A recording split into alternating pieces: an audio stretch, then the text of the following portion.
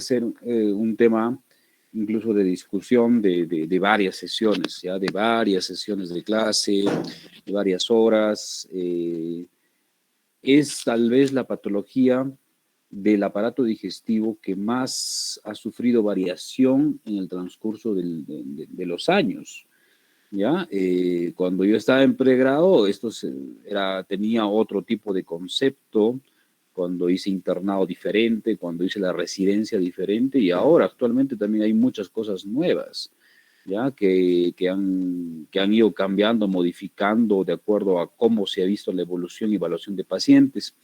¿Por qué les digo esto así como parte inicial? Porque una patología pancreática, o sea, una cirugía pancreática hace mucho tiempo, era una de las principales causas de mortalidad en los hospitales, ¿no? O sea, entrar a una cirugía de un paciente con una patología pancreática no daba muy buenos resultados, tenía una morbilidad y una mortalidad muy alta, ¿no? Entonces no se sabía por qué realmente pasaba todo esto, ¿no?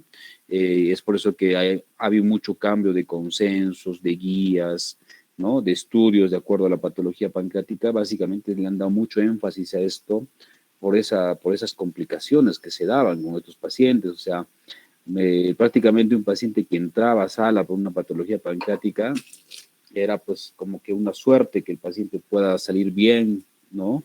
O cuando entrabas a sala un paciente pancreatitis hace 20, 30 años, probablemente ya sabían de que el paciente tenía que estar mucho tiempo hospitalizado, reoperaciones y demás cosas que involucraba una cirugía no muy mal, un poco mal agradecida, digámoslo así, ¿no? Porque no daba muy buenos resultados. Pero esto ha ido cambiando, felizmente ya el manejo ya se hace un poquito más, con mucha más paciencia. Cuando nosotros vemos pacientes pancreáticos también vamos de la mano con el gastroenterólogo. Es por eso que hay consensos, incluso mixtos, ¿no? De manejos endoscópicos, manejos quirúrgicos, manejos radiológicos, que ahora también está muy fuerte para evitar manejar una intervención por una patología pancreática a lo más que sea necesario, ¿ya? Entonces es el primer concepto que quiero que se lleven, ¿ya? Para que recuerden que ahora hay que tener un poquito más de cuidado en pacientes de patología pancreática, solamente tienen que ser intervenidos lo que sea necesario, ¿ya? Entonces, ya viendo esto, vemos que es en la parte anatómica, ¿no? Que es un órgano totalmente retroperitoneal, ¿ya? Entonces tenemos dos formas de abordaje cuando vamos a entrar a hacer una intervención quirúrgica, ¿no? Un abordaje transabdominal, tendríamos que ver la transcavidad de los epiplones, ¿no? Levantar, ¿no? La división entre el estómago, el colon y el epiplón mayor para llegar hacia la transcavidad de los epiplones o a nivel, retroperitoneal, ¿no? Totalmente por el acceso lumbar, ¿ya? Esos son los dos accesos que vamos a ver en intervenciones que vamos a manejar. Es fijo totalmente, el peso más o menos en promedio unos 65 gramos y mide unos 12 a 15 centímetros. Y las partes la conocen, ¿no es cierto? La cabeza, el cuello, el cuerpo, la cola, el proceso uncinado.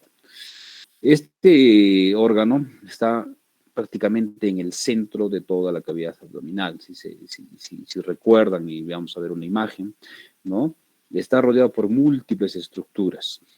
Es así que cuando hacemos, por ejemplo, patología de traumas, como ya hemos visto en traumas abdominales cerrados intensos, ¿no? En la parte medial hay mucha posibilidad de un daño pancreático y esto no lo vamos a ver con ustedes porque es un tema totalmente ya de especialidad, pero para que más o menos puedan tener idea de que un trauma pancreático así específico y complejo puede ser algo muy grave para el paciente, ¿ya? Está rodeado pues en la parte lateral derecha por el duodeno, que lo envuelve prácticamente en todas sus porciones, ¿no? El estómago en la parte superior, el colon transverso en la parte inferior, el vaso en la parte izquierda, el riñón izquierdo también en la parte izquierda inferior, y el uréter izquierdo y el yeyuno en la parte media izquierda inferior, ¿ya? El proceso uncinado es la parte posterior de la cabeza del páncreas.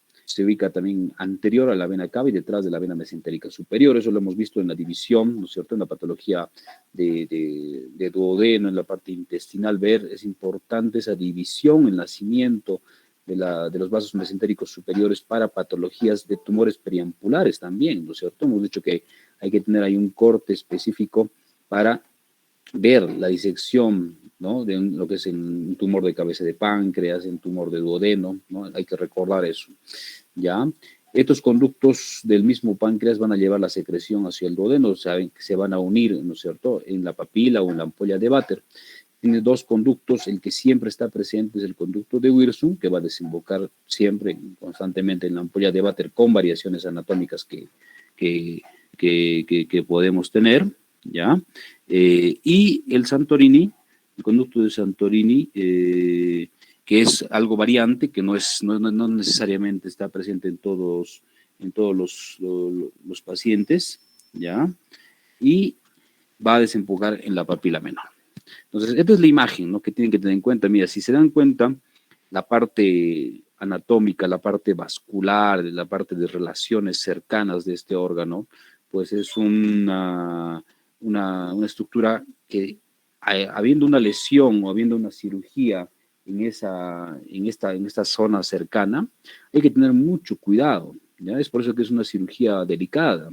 Probablemente las cirugías pancreáticas son una de las cirugías de mayor duración, ¿ya? Por la ubicación, por las estructuras cercanas que estamos viendo, ¿ya? Se dan cuenta la división de la aorta, los vasos mesentéricos cercanos, patología duodenal cercana, que hemos dicho que todas las patologías duodenales son difíciles de manejar, si es que hay perforaciones y más es muy complejo el manejo, ubicar el ángulo de Treitz también para la movilización, los vasos esplénicos, el vaso, el riñón, el colon, el estómago en la parte alta, ¿ya? Entonces hay que tener bastante cuidado y saber, digamos, relacionarse bien en la parte anatómica. Si tú tienes una cirugía pancreática, ¿no?, diferente que vas a hacer una cirugía de cabeza de páncreas, de cuerpo, de cuello, de cola de páncreas, hay que tener bien claro las estructuras que vas a estar manejando por cercanía. ¿Ok? Entonces la irrigación es bastante importante, bastante rica en esta zona, ¿ya? Vemos, hay ramas importantes del tronco celíaco, sobre todo la rama de la arteria gastroduodenal, la pancreatoduodenal póstero superior, la pancreatoduodenal antero superior y las ramas de la arteria mesentérica superior, ¿no? Pancreatoduodenal antero inferior y la pancreatoduodenal póstero inferior. De estas, las ramas también tienen unas ramas que van a ir hacia la parte del páncreas en la parte alta, ¿no es cierto? En la parte superior del páncreas, la arteria esplénica, perdón. Tienes también la arteria pancreática dorsal, la arteria pancreática transversa y la arteria pancreática caudal. Todas estas van a formar un arco anterior y un arco posterior, ¿ya? Entonces, para la irrigación vemos que es importante que hay vasitos que pueden ayudar a la irrigación cuando haces una anastomosis, cuando haces una resección en esta zona, ¿ya? Pero hay que manejarlos con mucho cuidado, ¿ya? Y el tejido pancreático es un tejido pues bien noble, ¿ya? Es un tejido totalmente diferente a la parte, si vas a comparar con el estómago, con el colon, con el hígado, el vaso, ¿no? Entonces, la estructura de un páncreas puede ser muy friable, ¿ya? O sea, se puede deshacer a veces cuando hay manipulación excesiva, ¿no? Entonces puede causar una lesión pancreática, o sea, por una cirugía cercana al páncreas. Imagínense terminar con una fístula pancreática, puede ser algo grave en estos pacientes, ¿ya? Entonces, puede ser un poquito complicado, ¿ya? Un poco complicado para lo que estamos nosotros manejando, ¿ok? Las venas van a seguir las mismas arterias, van a tener también igualito ramas de la vena porta y la inervación simpática por los nervios esplácnicos y la parasimpática por el nervio vago.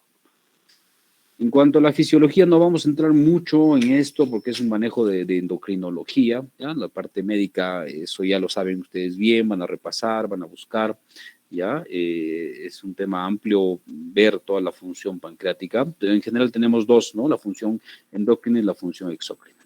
Dentro de la función endocrina, sabemos que está dado por los islotes de Langerhans, que van a formar pequeñas redes de células que van a secretar hormonas, que van a controlar y regulan la glucosa. O sea, el fin para nosotros en cirugía es eso, ¿no? O sea, vemos las complicaciones que puede haber en una alteración de la función endocrina del páncreas. Porque si tú tienes un paciente con hiper o hipoglucemia en el pre, intra o postoperatorio, ahí viene el problema. ¿Ya? O sea, eso es básicamente lo que nosotros tenemos que ver, que sea que un paciente quirúrgico pues esté compensado, ¿no? En todo aspecto, hemodinámicamente, fisiológicamente, en la función también del páncreas y demás, ¿ya? Entonces tenemos que mantener a un paciente lo más compensado posible en la parte funcional del páncreas. Luego, acá vemos que van a constar de células alfa que van a secretar las diferentes sustancias, el glucagón en este caso, las células beta que van a secretar la insulina, las células delta que van a secretar somatostatina, y las células PP que van a secretar el polipéptido pancreático, ¿ya? Entonces, eso, la función y demás, eso ustedes ya lo saben, no es necesario que lo hablemos a detalle. Y la función exócrina, ¿no? Están las células acinares, los conductos y conductillos que forman el 80% de la masa pancreática, la célula acinar que va a secretar enzimas de digestión, básicamente líquidos pancreáticos y electrolitos. Importante recordar que el páncreas va a secretar más o menos entre 500 a 800 ml de jugo pancreático por día, ¿ya? Ahora, anomalías congénitas no hay mucho, ¿no? Es muy poco frecuente, ¿ya? Esto se ve en centros a veces muy especializados de patología pancreática, retroperitoneal, vaso, ¿no? Como se ve en hospitales grandes, ¿no? que tienen centros especializados de esto, ¿ya? O en pacientes en cirugía pediátrica, en los cuales pues hacen, por ejemplo, hiperglicemias muy seguidas, ¿no? Para pensar tumoraciones, congénitos y demás, ¿ya?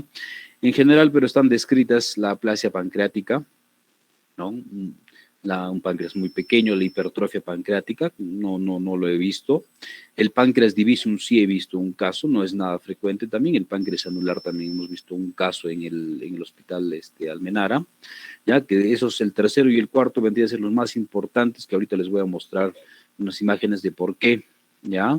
Ahora, una vesícula biliar pancreática que normalmente te da o te simula episodios de colecitis a repetición, colangitis a repetición también, la fibrosis quística, que es igual que la fibrosis quística hepática o pancreática, quistes, como hemos visto el quiste que no sabíamos si era un quiste congénito o no, pero quistes también pueden darse desde el nacimiento, páncreas ectópico en otra posición, un tejido ectópico, y las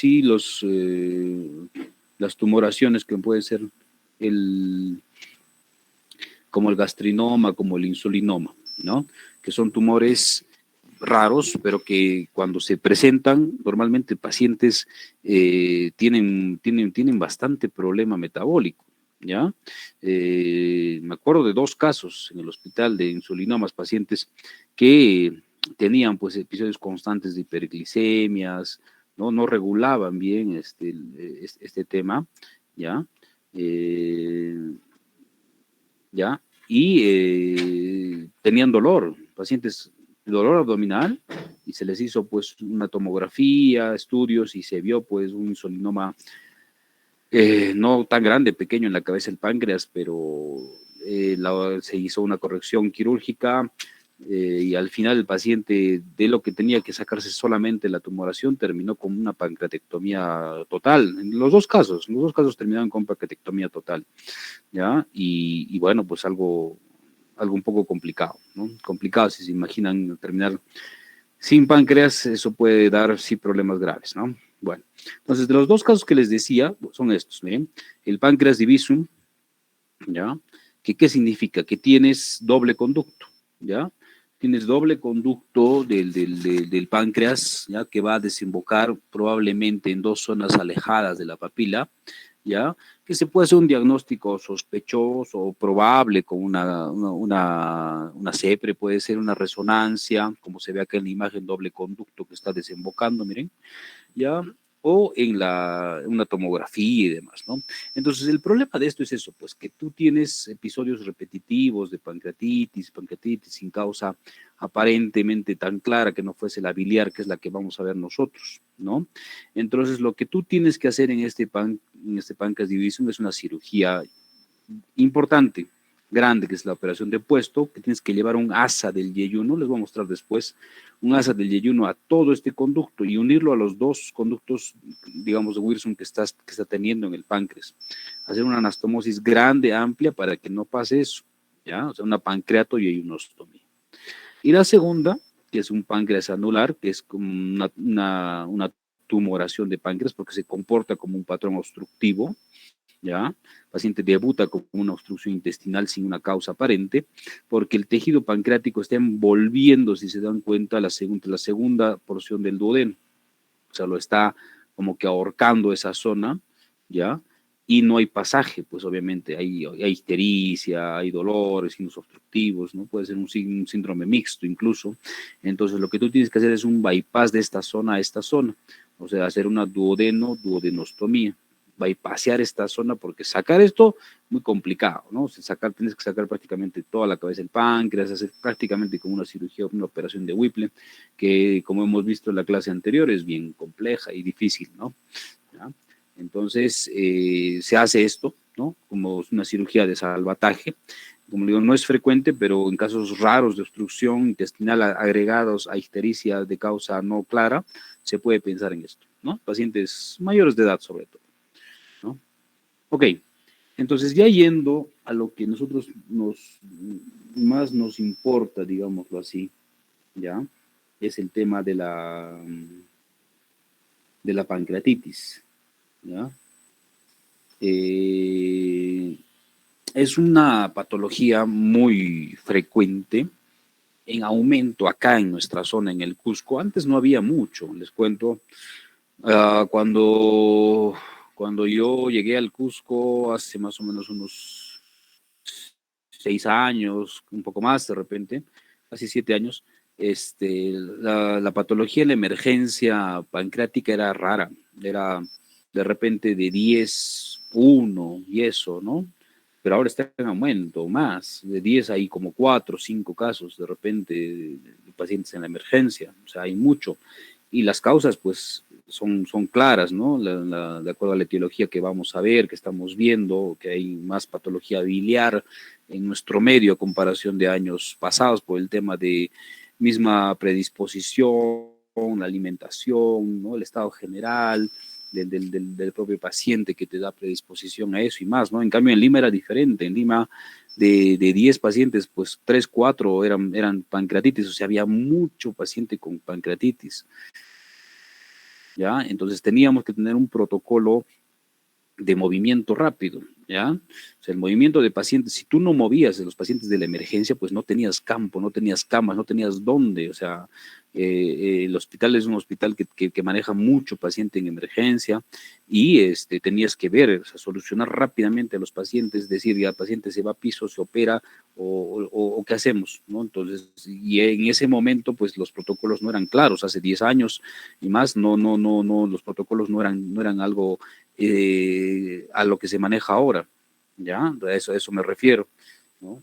Que no sabías exactamente cómo manejar a algún tipo de pacientes de acuerdo a la clasificación de pancreatitis, porque antes era diferente, o tenías pancreatitis leve y pancreatitis grave, no había más inicialmente.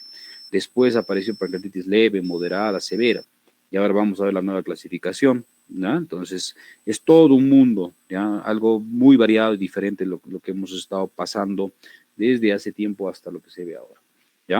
Entonces, una pancreatitis aguda lo vamos a ver siempre, o sea, siempre vamos a estar en contacto con algún conocido, algún pariente, pacientes en el hospital, familiar o alguien. O sea, definitivamente en algún momento de la vida vamos a estar en relación con esta patología porque es frecuente, que puede ser grave, ¿ya? Hemos tenido pacientes que felizmente salen de alta a los 2, 3 días, o pacientes que han estado meses, o sea, hemos tenido pacientes con 8, 9 meses hospitalizados, entonces se imaginan lo complicado que puede ser, ¿ya? Entonces, esto es una patología que básicamente se da por inflamación aguda del páncreas, ¿no? Caracterizada por dos cosas muy importantes en la parte clínica. Dolor abdominal intenso, ¿ya? Eso tiene que estar claro, o sea, los mismos pacientes pues lo dicen que es un dolor insoportable, es uno de los dolores más intensos a la parte abdominal, como hemos dicho, pancreatitis, una perforación de víscera hueca, una disección aórtica, esos dolores son muy intensos, ¿ya? Aparte de náuseas o vómitos que el paciente tiene que tener para presentar una pancreatitis, siempre tiene que haber eso agregado. Y aparte, pues, obviamente, elevación de las enzimas pancreáticas, ¿no? Para la comprobación del diagnóstico, porque puedes tener una sospecha de pancreatitis, como hemos visto muchas veces en la emergencia, que nos hacen referencias o más cosas, pensando en una probable pancreatitis, y al final era otra cosa, ¿ya? O sea, hemos encontrado con un diagnóstico inicial en la emergencia de pancreatitis y era una apendicitis.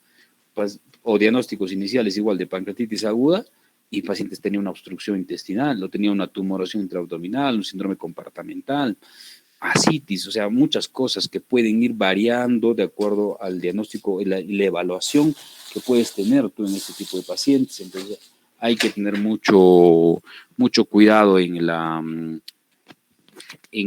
cómo manejar este tipo de pacientes, ¿ya? Entonces, hace mucho tiempo incluso se hablaba esto en los textos antiguos, mira, decían el gran drama abdominal, como les comentaba, iniciando nomás, ¿no? El profesor Dieulafoy, pues decía eso, ¿no? Que un paciente con una pancreatitis aguda, pues, no sabías cómo iba a ser su evolución, su, su, su resolución, ¿ya? No sabías cómo iba a terminar este tipo de pacientes, ¿no? Si es que iban a tener mucho problema quirúrgico, mucho problema médico y demás. Entonces era un problema, como le dice, un dilema con discusiones y demás problemas importantes. Normalmente esta patología pancreática pues ocupaba, ¿no? El primer lugar en hospitalizaciones gastrointestinales, ¿no? Y en hospitalización general el puesto 21, ¿no? Más o menos unos entre 15 a 45 pacientes por cada 100.000 habitantes tienen una pancreatitis aguda con una predisposición, obviamente, a nivel en mujeres que en hombres, ¿no? Hay un aumento por la patología de obesidad, por la patología biliar, vesicular, pues más frecuente, hemos dicho que es en pacientes mujeres y en hombres con otros factores agregados, ¿ya? Entonces, en una pancreatitis puede tener solamente dolor abdominal, ¿ya? Puede debutar con sepsis abdominal, puede tener sepsis severa, puede haber un síndrome compartamental, puede haber falla de órgano, puede haber un shock séptico. Como cualquiera de esas presentaciones puede tener un paciente con pancreatitis. Entonces hay que tener cuidado. O sea, puede que el paciente esté muy tranquilo y en cuestión de horas pues te llegue a un shock séptico. O al revés, ¿no? Que te haga un debut grave, por ejemplo, de una hiperglicemia, una hipoglicemia, y ves que es una pancreatitis, ¿no? Y de repente corrigiendo eso, el paciente está mucho más tranquilo, ¿ya? Entonces hay que tener en cuenta eso, que la presentación puede ser muy, muy, muy, muy, muy variada, ¿ya? Esta pancreatitis se presenta normalmente, ¿ya? En 80% con un curso sin morbilidades serias, o sea, es algo bueno, ¿no? O sea, ¿qué significa? Que el 80% de los pacientes no van a tener una resolución grave, ¿no? O sea, va a ser una pancreatitis leve, probablemente el episodio del dolor va a ser lo más importante en estos pacientes, el día de diagnóstico, y después normalmente lo pasan más tranquilos, ¿no? No es algo grave. Pero el otro 20% sí pasan a moderados, severos o críticos, ¿ya? Y la falla de órgano o la necrosis pancreática infectada va a aumentar la mortalidad a un 30%. O sea, la mortalidad normalmente ahora es algo baja, ¿no? Pero si es que hay fallas de órganos múltiples, necrosis infrasora infectada, la mortalidad sí va a seguir en aumento por las posibilidades de reoperaciones y complicaciones posoperatorias, sobre todo, más que la misma patología pancreática de fondo, ¿ya? La mayoría de las pancreatitis, entonces estamos diciendo que son leves, normalmente se resuelven en 3 a 5 días y el 20% son severas. ¿Ya? Antes, ¿qué se hacía con las pancreatitis? Entonces nosotros teníamos que esperar, ¿no es cierto?, la resolución del cuadro pancreático. Antes a veces pedíamos tomografía, a veces sí, a veces no, y veías cómo reaccionaban. Pero lo más importante era la clínica del paciente. Porque al tener muchos pacientes, tú tenías que ver, ¿no? O sea, le hacías un score, ¿ya? Inicial, que hacíamos el score Apache antes, ¿ya? Le hacíamos un Apache al ingreso a las 48 horas y veíamos si el paciente estaba bien, listo, era una pancreatitis leve y lo operábamos al segundo día de hospitalización y no esperábamos más tiempo como se espera actualmente para tener una resolución, porque no tenías capacidad digamos, de dónde poner más pacientes y demás. Básicamente era por eso, ¿no? Pero ahora es diferente, ¿no? O sea, tenemos que ir de acuerdo a un protocolo que es más claro, que está más establecido. Y la mortalidad promedio es del 5%. Hemos dicho, mira, pues si tiene necrosis infectada o falla multiorgánica, sube al 30%. Y el 17% van a presentar recurrencias. Esto es importantísimo. Se parece un porcentaje no tan alto, pero para el paciente puede ser algo complicado. Es por eso que todos los pacientes que se les diagnostica de pancreatitis, la mayoría, o por no decir al 100%, debería salir con un cuadro quirúrgico resuelto. ¿Ya? Entonces, si nosotros estamos viendo que la etiología más frecuente es la biliar para nosotros en cirugía, porque las otras etiologías no las vamos a ver nosotros, ya la han visto ustedes en gastro, van a verla en otras patologías, entonces tiene que salir el paciente operado del hospital, ¿no? Para que no pase esa recurrencia, porque se ha visto en los estudios que mientras más recurrencias tenga otro episodio, probablemente la pancreatitis va a ser algo más grave. ¿Ya? No te va a tocar una pancreatitis leve como inicialmente o moderada, sino puede que tengas una pancreatitis ya crítica o grave y el paciente pues se puede complicar, evitándose si es que el paciente salía operado de eso, ¿no? Entonces, ¿para qué jugar con eso, con sí o no, si saber que tienes mejor posibilidad de resolución y evitar a lo máximo las complicaciones si es que vas a resolver el cuadro con una cirugía, pues que puede ser relativamente sencilla? Bueno, en cuanto a la etiología ya estamos viendo, ¿no? El 80-90% en algunas series se ve que es de la patología biliar, ¿no? Litiasis biliar. Y menos porcentaje lo demás, bueno, 10% de la patología alcohólica, ¿no? Se ve también pancreatitis aguda y pancreatitis crónica. La patología metabólica, la etiología metabólica, etiología traumática, ¿no? Una pancreatitis postraumática por CEPRE, por trauma abdominal directo, por continuidad, por iatrogenias también. Fármacos, hay muchísimos fármacos, ustedes van a buscar y ver qué fármacos y recordar, ¿no es cierto?, qué otros medicamentos te pueden causar pancreatitis y entre otras causas también importantes, ¿ya? Vemos, ¿no? La litiasis vesicular coledociana a la cabeza, el alcohol, metabólica, la hiperlipidemia, ¿no? Es importantísimo cuando tienes triglicéridos más de 1000, hay que pensar en una probable pancreatitis en cualquier momento, la hipercalcemia igual, traumática, ya le hemos dicho, ¿no? Posquirúrgica, posepre, trauma abdominal abierto, cerrado. Fármacos aparte de estos hay muchísimos, pero a la cabeza los anticonvulsivantes, corticoides, diuréticos, antirretrovirales, y entre las otras patologías, pues neoplásicas por cercanas, veneno de escorpión, infecciosas o de causa idiopática. Hay muchas otras causas, más que como hemos dicho, las que vemos nosotros es la primera, la causa biliar, ¿no? Entonces, etiología, patología biliar muy ampliamente a la cabeza, ¿ya? La patología de alcohol, normalmente los textos te decían con 50, 80 gramos por día recién para que se forme una pancreatitis en ese momento, y de la causa metabólica, las otras que sí son mucho más raras, ¿no? Disfunción de ODI, causas genéticas, que eso se tiene que estudiar con mucha más, digamos, paciencia en la parte médica, ¿ya? En cuanto a la fisiopatología, igual vamos a ver las dos causas de fisiopatología, las dos formas de presentación, ¿no? Causales a una pancreatitis son las dos teorías, la teoría de OPI1, que básicamente es la más frecuente, la que dice que es una obstrucción del conducto pancreático a nivel del esfínter de Oddi, ¿no? O sea, la salida del conducto pancreático está obstruida básicamente por un cálculo que está cercana a esa zona, o sea, un cálculo que ha migrado de la vesícula vía biliar, se ha quedado estancada en el esfínter de Oddi y ha provocado pues un aumento del tamaño del páncreas, reflujo biliar a esa zona cuando es más bajo, porque la bilis en vez de que vaya hacia el conducto duodenal, va a haber un retroceso hacia la parte pancreática y el jugo pancreático también no va a producirse, o sea, no va a salir.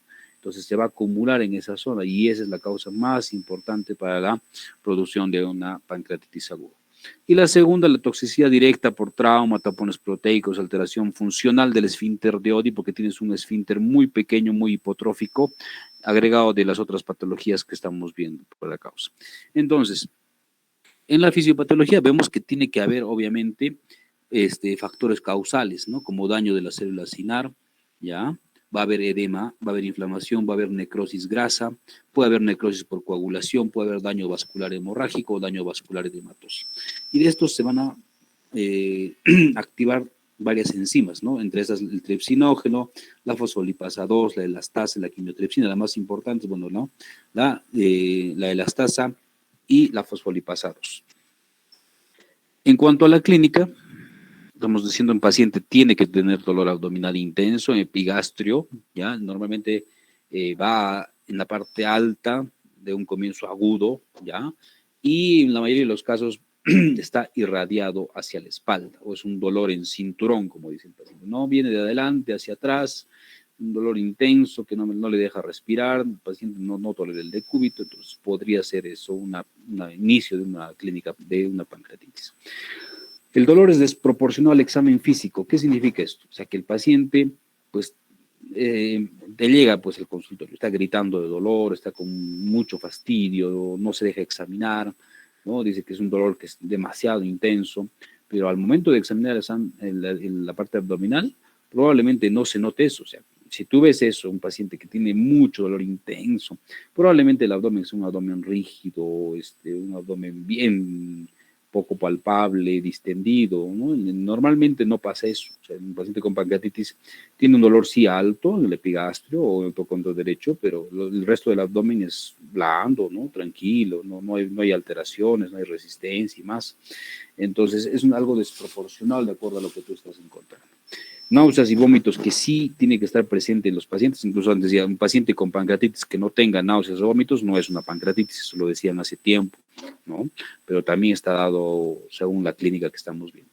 Distensión abdominal sí o no, dependiendo de la compliance abdominal que tienes, de acuerdo al tipo de pared abdominal también que tengas, y alza térmica que se ve en algunos pacientes, pero no en la parte inicial, ¿no? O sea, no con un debut, un paciente que te debute con fiebre y pienses en pancreatitis de frente, es poco probable, ¿no? Normalmente eso ya se ve cuando ya hay episodios repetitivos, episodios de larga data o complicaciones, digamos, locales o sistémicas por la pancreatitis, pero que no se ven de inmediato, ¿ya? O sea, no hay un debut de una fiebre por una pancreatitis, no, eso no se ve, no se ve, ¿ya? Pero puedes tener cualquier otra clínica, como les decía, pacientes que entras con una obstrucción intestinal, abres el abdomen y es una pancreatitis, ¿no? Igualito. O pacientes que estás pensando en una colecistitis y tienes una pancreatitis agregada también, ¿no? Entonces, la característica a veces clínica te puede hacer sospechar de muchas otras cosas y cuando tú estás adentro en el acto operatorio, ahí te puedes dar el diagnóstico. Varias veces ha pasado eso.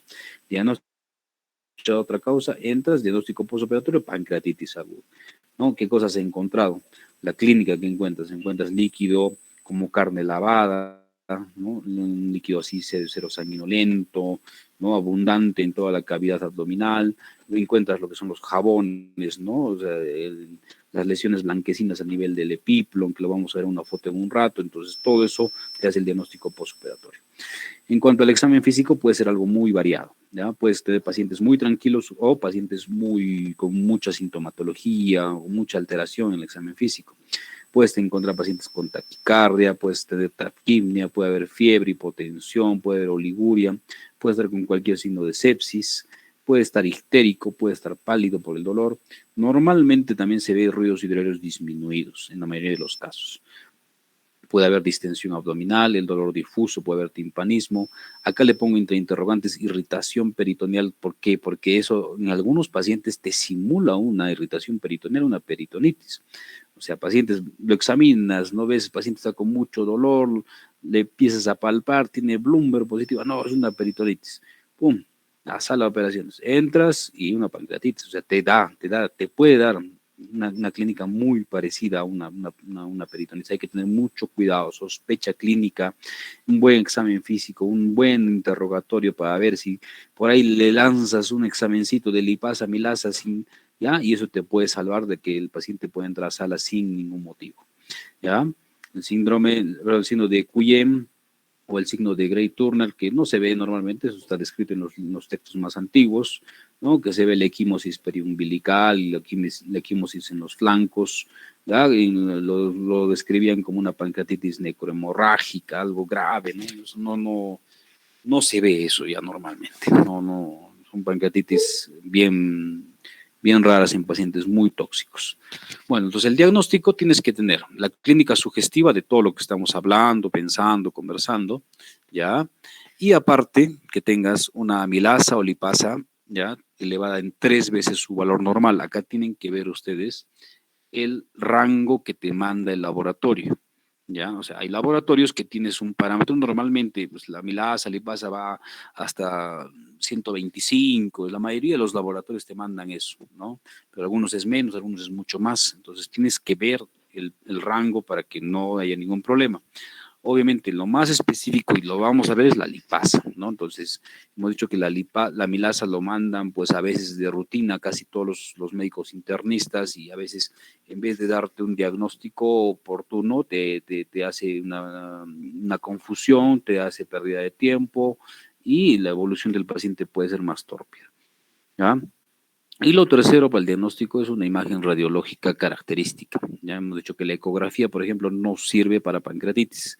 Ya, entonces ahora, o bien tienes que tener una tomografía o una resonancia. Eso también ha ido variando, una evolución en el tiempo, lo vamos a ver en un rato, de acuerdo a imágenes, de acuerdo a cómo se puede ver en perspectiva de algún tipo de paciente específico con pancreatitis aguda. Entonces, 2 de 3 te van a dar el diagnóstico. Lo más importante, bueno, pues vemos la primera parte inicial, lo más fácil es la clínica, y si tienes ya un examen de laboratorio alterado, ya confirmas el cuadro de una pancreatitis. La imagen, en este caso, la ecografía, nos va a ser para la etiología, que fuese biliar o no biliar en este caso. ¿Ya? Bueno, entonces el laboratorio vemos la amilasa que se va a elevar rápidamente a las 2 horas de iniciado el cuadro, con un pico a las 24 horas y un descenso al tercer día, ¿no? Entonces, si tú pides muy precozmente o muy tardíamente este examen, probablemente no te va a servir, ¿no? Vas a tener falsos negativos, ¿ya? Y de repente pues, puedes complicar el cuadro. Ahora, hay muchas causas de hiperamilasemia, más de estas que los vamos a nombrar, hay muchísimos más, ustedes van a buscarlo, ¿ya? Entonces, ¿eso qué significa? Que no es nada específico este examen para pensar en una pancreatitis. Nosotros no usamos la amilasa, yo específicamente no uso la amilasa para nada. Me muestra un resultado de amilasa positivo, le agarro su orden y le pido una lipasa. Listo, no me hago ningún problema. ¿Ya? Porque puede estar muy elevado o poco elevado o al límite de elevado, ¿no? En casos, por ejemplo, de parotiditis, enfermedades de glándulas salivales, perforación de víscera hueca, embarazo ectópico, el mismo embarazo normal, falla renal, tumoraciones y muchos más que ustedes van a buscar. Entonces, el número, ¿ya? No tiene importancia, como dice acá. O sea, la relación entre el valor y la severidad no tiene ninguna relevancia. ¿No? Es, por ejemplo, le preguntamos a los internos, ¿no? Dice, ¿ya cuánto tiene estos pacientes con pancreatitis? Ya, uno tiene una amilasa en 350, que es el límite, y el otro tiene 2000 o 4000. ¿Cuál es el que está más grave? El que tiene 4000. No, o sea, no importa que un paciente tenga límite superior más uno o que tenga muchísimo más, ¿no? Miles de valores en los laboratorios, a que sea, eso no te va a dar el tipo de severidad. Ya, o sea, simplemente es la confirmación del diagnóstico. Algunos dicen, su amilasa está muy alta, su lipasa está muy alta, no, debe estar mal el paciente, o ya no, de repente ya tiene mucho tiempo. No es eso, ¿ya? Entonces hay que valorarlo con calma eso. Bueno, la lipasa es mucho más específica, como les decía, se eleva a las 8 horas, un pico al segundo día y va a estar permanente hasta el 7.º día de inicio. Entonces, acá sí tenemos un margen más largo, si se dan cuenta, ¿no es cierto? Es mucho más específico, más sensible, ¿ya? De acuerdo al tiempo que vamos a manejar, porque normalmente les cuento que un paciente con pancreatitis llega al hospital, pues llega con un tiempo de enfermedad más o menos de unos 2 días en promedio, ¿no? 2, 3 días, que venga con menos de 12 horas de enfermedad, así raro, o que tenga mucho más tiempo, tampoco es raro, es bien raro, ¿no? Es el rango entre el segundo y tercer día de enfermedad que vienen los pacientes para un diagnóstico. Entonces ya pedirle una lipasa ahí sí nos va a ayudar muchísimo, ¿ya? Ok, entonces en los laboratorios demás o de rutina, pues podemos encontrar leucocitosis, leucopenia, hiperglicemia, alteración del perfil hepático, alteración de la creatinina, pues tener hipocalemia, hiponatremia, acidosis metabólica, el TPA alto, INR elevado, PCR elevado, o sea, no específico, ¿no?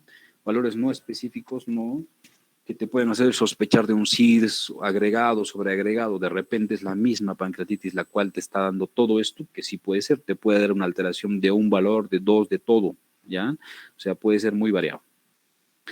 Y en cuanto a imágenes, ¿ya? Entonces, antes pedían esto, por ejemplo, ¿no? La placa de abdomen, decían, la pancreatitis, no, hay que hacer una radiografía, vamos a encontrar, ¿no? De repente una lesión en la parte medial, calcificaciones o algo que pensaban una pancreatitis crónica. Entonces, eso no sirve actualmente. Básicamente es para descartar otras patologías. Como les decía, tienes un paciente, un abdomen muy distendido, puedes pensar en una obstrucción intestinal. Le ves la placa y no hay nada, entonces hay que pensar en otra cosa, ¿ya? Y puede ser una pancreatitis. La ecografía solo para el diagnóstico etiológico, ver si tiene cálculos, no tiene cálculos. Si tiene cálculos, va a manejo de cirugía. Si no tiene cálculos, va a manejo de gastro. Y la tomografía, que es el gold estándar para el diagnóstico y para las complicaciones. O sea, sí o sí tienen que acostumbrarse a ver muchas imágenes, vean, revisen todo el tiempo, todos los tipos de patologías, y la pancreatitis es necesario que conozcan bien. Y la colangioresonancia, ¿no? Para el diagnóstico etiológico. Pero como les decía, esto ha ido cambiando, evolucionando. Incluso hay escuelas que están pidiendo más la resonancia que la tomografía. Cuestión un poquito de acostumbrarse, ¿no? A ver imágenes de resonancia, no la vemos mucho, una resonancia abdominal. Entonces, esas series, esas escuelas te hablan que la resonancia tiene mejor incluso sensibilidad que la tomografía para ver un diagnóstico de una pancreatitis complicada, ¿ya? Entonces, no estamos muy acostumbrados, es por eso que seguimos manejando la tomografía como gold estándar. Esta tomografía siempre tiene que ser con contraste, chicos, ¿ya? O sea, toda tomografía para nosotros en cirugía tiene que tener contraste. Una tomografía sin contraste no nos sirve, ¿ya? Y una tomografía con contraste y una pancreatitis, acá sí tienes que pedir las dos, ¿ya? Para comparar una sin contraste y con contraste. O sea, resumiendo, que el único caso en los cuales vamos a pedir sin contraste y con contraste es un paciente con pancreatitis. Al quinto día de enfermedad, sí, antes pedíamos al segundo, tercero, no veíamos nada, es porque los procesos inflamatorios y los cambios locales del páncreas no se ven en la tomografía antes del quinto día. Después del quinto día para adelante recién es lo que tú puedes evidenciar los cambios importantes, ¿ya? Entonces acá tú tienes que pedir una tomografía con y sin contraste para que tú veas que haya necrosis o no, ¿ya? Entonces, ¿cómo tú sabes que hay necrosis en uno y en el otro no hay? Entonces, que en el área donde tú ves que no hay contraste, pero una tomografía contrastada no capta justamente ese contraste en la zona que tú estás comparando con una tomografía sin contraste. Hay mucha sospecha de necrosis en esa zona. Ahora, cuando pedimos, acá dicen, pedir más precozmente si hay sospecha de complicaciones, ¿no? Entonces, obviamente, si tu paciente pues llega al hospital y dice que tiene un día de enfermedad y tú lo ves pues que está tóxico, ¿no? Con falla multiorgánica, mal, tienes que pedir una tomografía de inmediato para de una vez valorar y calificar la severidad. No vas a esperar hasta el quinto día, ¿no? Entonces, eso está claro. Y el control tomográfico cada 7 a 14 días dependiendo del cuadro. O sea, hay pacientes que vas a pedir tomografía cada semana para hacer su seguimiento. Hay pacientes que tienes que pedirle cada 2 semanas, ¿ya? Dependiendo de cómo va la evolución del paciente y cómo está reaccionando el paciente y demás, ¿ya? O sea, es algo variado. Si tienes pacientes que van a estar mucho tiempo hospitalizados, pues probablemente pedirle tomografías tan seguidas no tendría mucho motivo para resolución ni definición de lo que vas a hacer con estos tipos de pacientes. ¿Ya? Entonces, en una pancreatitis aguda leve no se va a requerir tomografía si es que se decide una cirugía precoz. Eso es lo que les comentaba, se hacía antes en el hospital en Lima, ¿ya? O sea, una cirugía precoz tenemos que pedir, hacerla, ¿no? Si es que ves que el paciente está muy tranquilo, estable, no tiene otras complicaciones. ¿Cómo te das cuenta de eso en una pancreatitis? ¿O cómo nos dábamos cuenta de eso, por ejemplo, en Lima, en Cayetano? Que el paciente llegaba al hospital, ¿no es cierto? Hacías el diagnóstico y todo lo que quieras, todo lo demás que estamos viendo, y al segundo día al paciente le empezabas la tolerancia oral y le ibas disminuyendo los analgésicos. Entonces, el paciente va a tener una pancreatitis leve, casi seguro, ¿ya? Si el paciente no tiene mucho dolor y está tolerando líquidos. O sea, al hacer esas dos cosas, vemos que es una paciente que va a ir bien precozmente a una cirugía. Y eso también es validero para el manejo de una pancreatitis aguda actual. Ahora, tenemos criterios tomográficos, o sea, para ver qué tipo de complicaciones podemos tener en una tomografía. Entonces, tenemos los criterios tomográficos de Baltasar, que es desde el A hasta el E. El A es un páncreas normal, el B es un edema pancreático, el C, un edema peripancreático o cambios inflamatorios en la grasa peripancreática. Y el D, una sola conexión líquida, ¿ya? Pancreática, peripancreática, y el E, múltiples colecciones pancreáticas o presencia de gas o presencia de necrosis en el páncreas, ya te da un criterio de E. Acá tenemos, mira, el A, un páncreas normal, tranquilo, el tamaño sin ninguna alteración. El B, un páncreas un poquito más rechoncho, engrosado. El C, ya hay edema en la parte externa peripancreática. El D, hay una colección líquida cercana al páncreas. Y el E, hay dos o más colecciones, ¿no?, peripancreáticas que puede haber, pues, con gas, con necrosis y más. Entonces, este Baltasar nos va a servir para esto.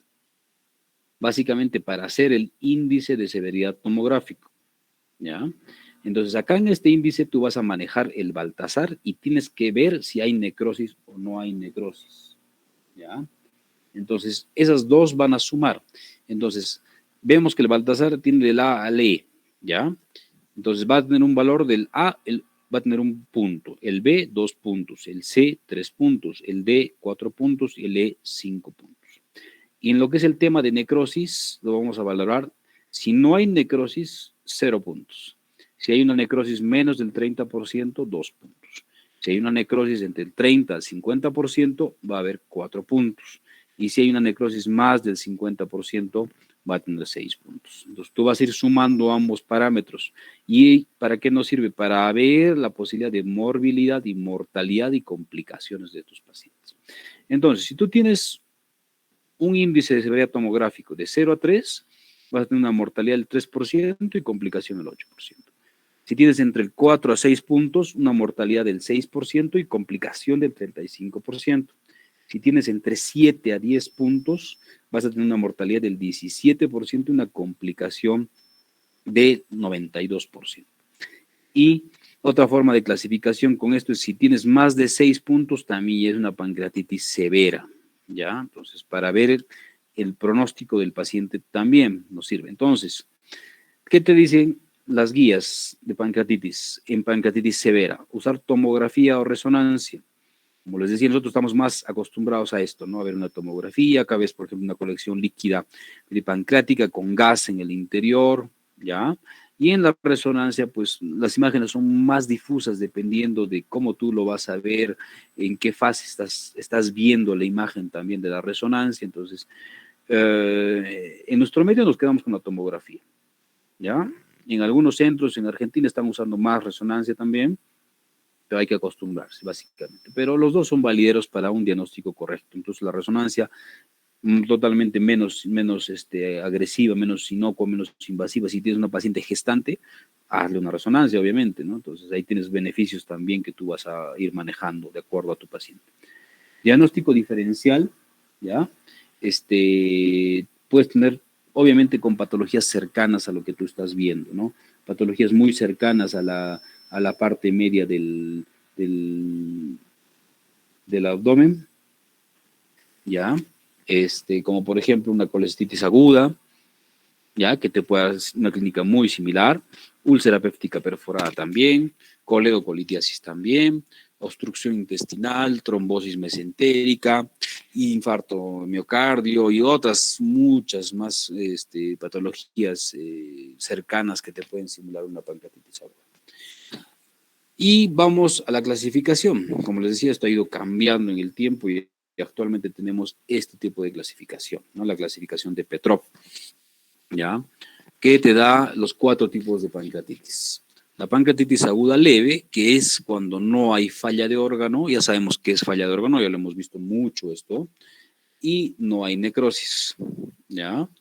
La pancreatitis aguda moderada es cuando hay falla de órgano transitoria, o sea, cuando hay menos de 48 horas, o hay necrosis estéril, ¿ya? O sea, se ve necrosis en la imagen, pero el paciente no está con fiebre, no está tóxico, nada. La otra, pancreatitis aguda severa, cuando hay falla de órgano persistente, más de 2 días, o necrosis infectada, ya eso se ve la necrosis con compromiso hemodinámico o cuando se hace un cultivo. Y la pancreatitis aguda crítica es cuando hay falla de órgano persistente y hay necrosis infectada. O sea, está clarísimo, creo que no hay dónde perderse en esta clasificación, está muy sencilla, ¿ya? Y está bien pausado lo que les estoy diciendo, ¿ya? Ok, entonces, el cuadrito. Entonces, tienes una pancreatitis leve, moderada, severa y crítica, con los 2 factores predisponentes, necrosis y falla de órgano. Entonces, en la leve no hay necrosis y no hay falla de órgano. En la moderada hay necrosis estéril y o falla de órgano transitoria. En la severa hay necrosis infectada y, perdón, o necrosis, o falla de órgano persistente. Y en la crítica hay necrosis infectada y hay falla de órgano persistente. ¿Ya? Ok. A ver, ojalá que se pueda ver estas imágenes de tomografía. No sé si se logra ver, por favor, me avisas, Diego, si está corriendo. Hay un par de imágenes que voy a pasarles, chiquitas, para que vayan viendo cómo es la evolución de un paciente con pancreatitis no complicada, algo ya más complicado. ¿Se logra ver? Sí, doctor, sí está corriendo. Ya. Miren, acá vean, nos vamos a parar ahí un poquito. Mira, ahí el páncreas, ¿no? Se ve un páncreas. Ay, caray. Otra vez. A ver, vamos a ver cómo parar esto. A ver. Ya, creo que ahí. Ya. Un segundo, a ver, creo que. ¿Dónde está? No. Ya. A ver. A ver si se logra ver. Este es un páncreas normal. Miren. A lo mucho, exagerando, podría ser que esté un poquito edematizado la parte media, ¿no? Y la parte de la cola, pero más no se ve mucho. Es un páncreas que podría ser una pancreatitis leve, ¿ya? Una pancreatitis leve, ¿no? Con apenas un aumento de volumen pancreático, que podría ser un Baltasar B máximo, ¿no es cierto? No se ve más, no hay colecciones, no hay necrosis, es un páncreas de tamaño casi normal, ¿ya? Ok, entonces, acá ponemos un X en los determinantes de severidad que antes se manejaba, ¿ya? Entonces, esto era lo que veíamos hace tiempo, los criterios de determinantes para ver criterios de Ramson, criterios de Apache, que ya no se hacen ahora porque te daba mucho trabajo, usabas mucho insumo, era muy pesado, tenías que tener muchas hojas de monitoreo y control. Los criterios de Ramson tenías que hacerle al ingreso, ¿ya?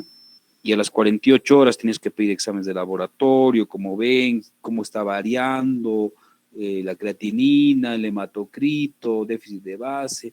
Y el Apache era peor, pues porque tenías que hacer un Apache cada día, como les decía, ¿no? Y en el Apache, pues tenías que tener todos los parámetros, sacar un AGA cada día, sacar un hematocrito cada día, sacar un hemograma, ver cómo está el estado general del paciente, la edad del mismo paciente. Entonces era bien pesado porque tú tenías que hacer mucho trámite para llegar a decir, ya, si el paciente tiene pancreatitis leve o tiene una pancreatitis grave, listo. Y así era leve, lo operabas rápidamente, y si era grave, pues lo hospitalizabas y tenías que esperar a ver cómo iba la resolución, ¿ya? Entonces, ahora lo que más se usa es esto, que es el Marshall modificado, ustedes ya lo han visto seguramente en gastro, que abarca, ¿qué cosa? La parte respiratoria, la parte renal, ¿ya? Y la parte cardiovascular. Entonces, acá es fácil, ¿no? Es un poquito más sencillo, más dinámico. Entonces, tienes los parámetros de 0 a 4, ¿no? Por ejemplo, en la parte respiratoria vemos el PAFI. Si es más de 400 es 0. Si tienes, por ejemplo, 3 puntos, vas a tener un PAFI entre 101 a 200.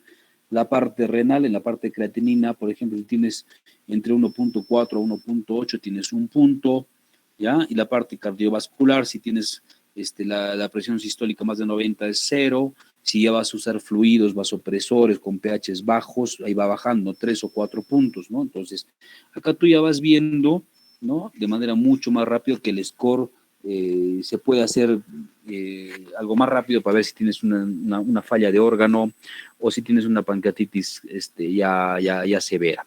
Entonces, también tienes el BISAF, que va a manejarte el boom, ¿no? Más de 25, una urea más de 53, alteración de la conciencia, más de 60 años, un derrame pleural y CIRS. Estos 5 factores.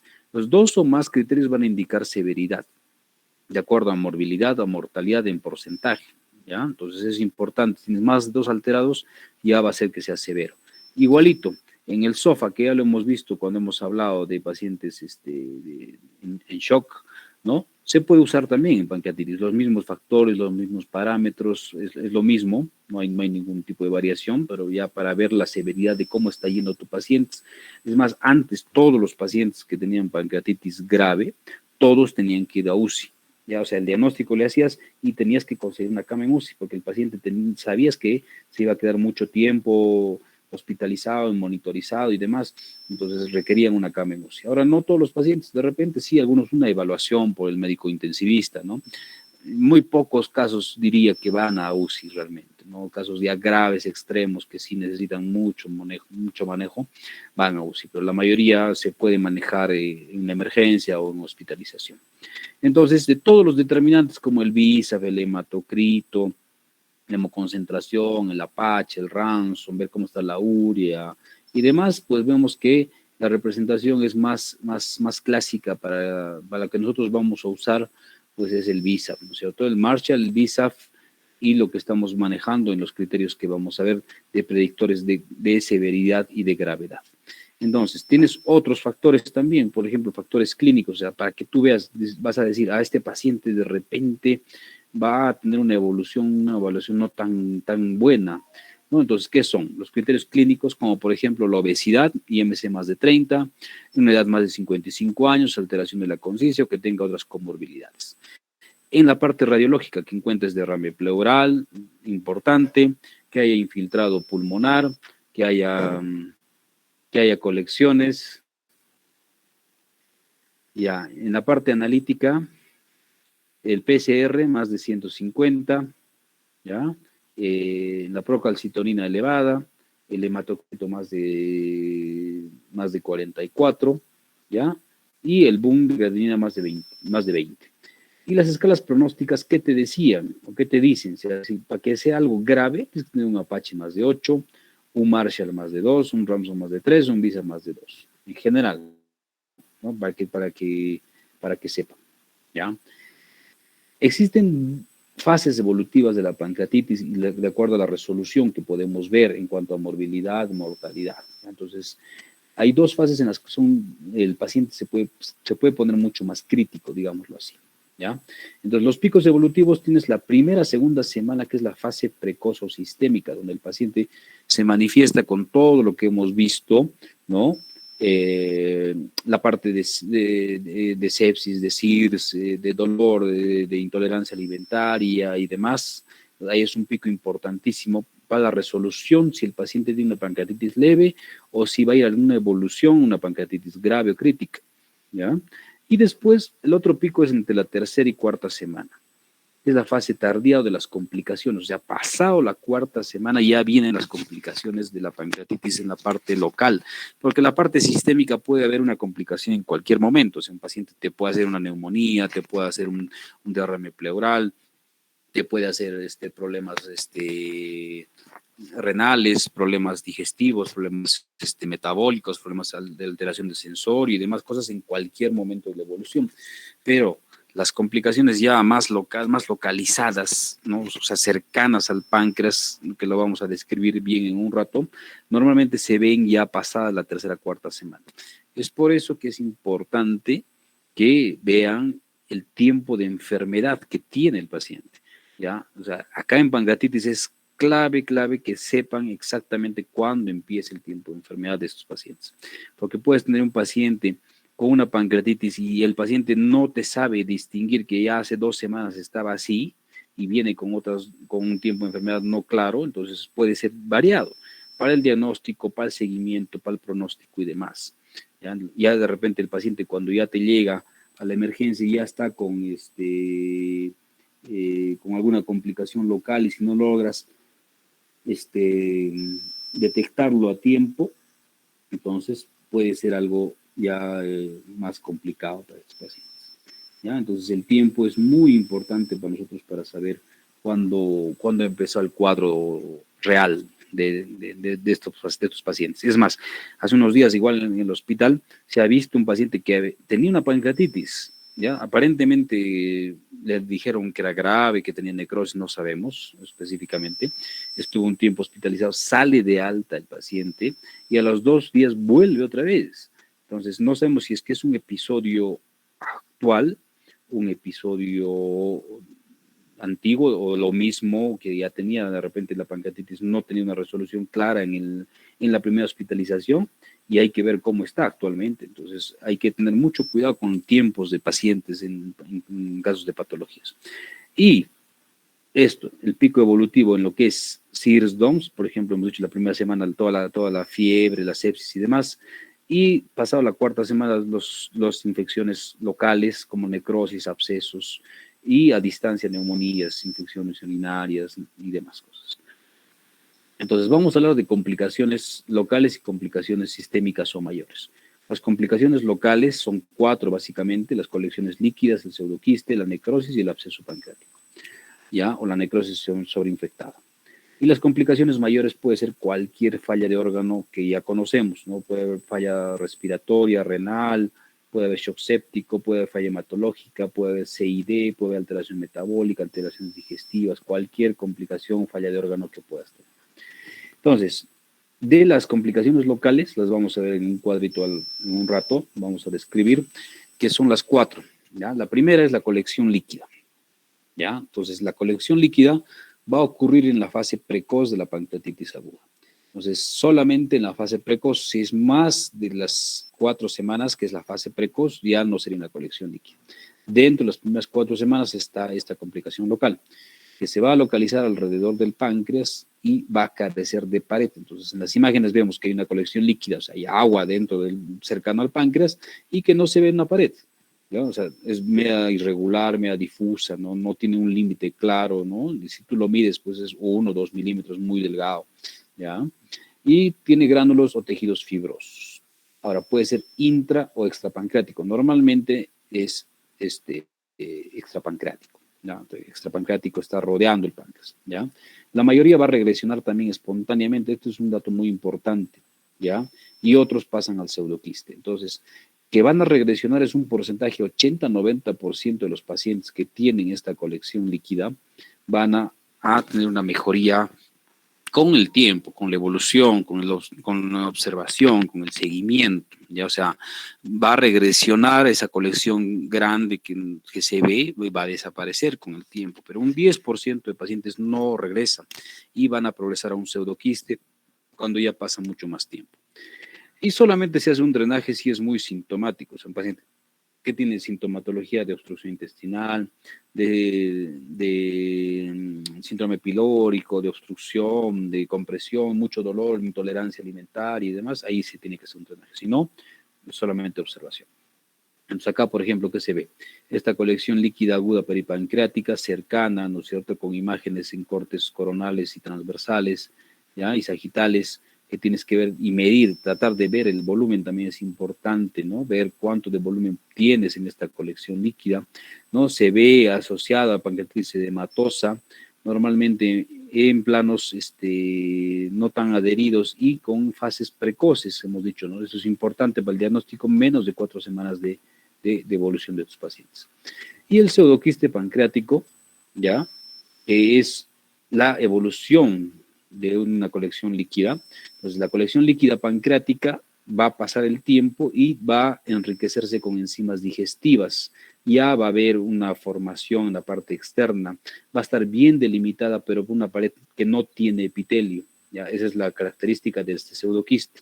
Ya se ve una pared mucho más delimitada, pero no tiene epitelio. Luego de la 4ª semana, estamos diciendo, se puede formar un pseudoquiste pancreático después de una pancreatitis aguda, después de un episodio de una pancreatitis crónica, post-trauma, post-neoplasia, pero lo más frecuente es obviamente post una pancreatitis aguda. Puede haber pseudoquistes que no tengan sintomatología, ¿ya?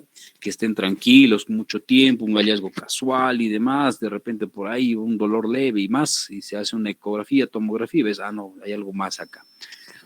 Puede haber un debut como un tumor intraabdominal por la posición y por el tamaño también de esta lesión.